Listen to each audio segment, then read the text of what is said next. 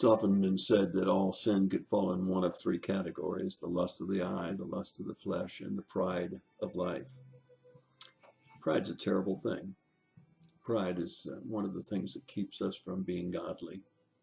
Pride is one of those things that keeps us puffed up. The opposite, of course, is humble, humility. In the scriptures, 91 times either humility or humble is mentioned. That's a lot of references. But as to pride or proud, we find 191 references to pride or proud. No wonder that we see so many examples of it, not just in the Old Testament. Certainly we see lots of that in the Old Testament. But in the New Testament, it was the disciples, the 12 chosen ones, that fought about who was the greatest in the kingdom.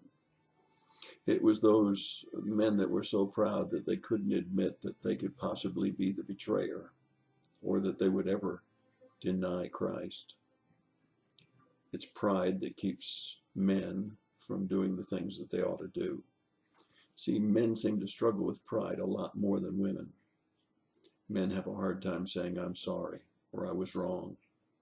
And so pride gets in our way of being the kind of men that God wants us to be, and ruins our relationship with our children and our wives. It's a good thing once in a while to take account. Look back over the past week.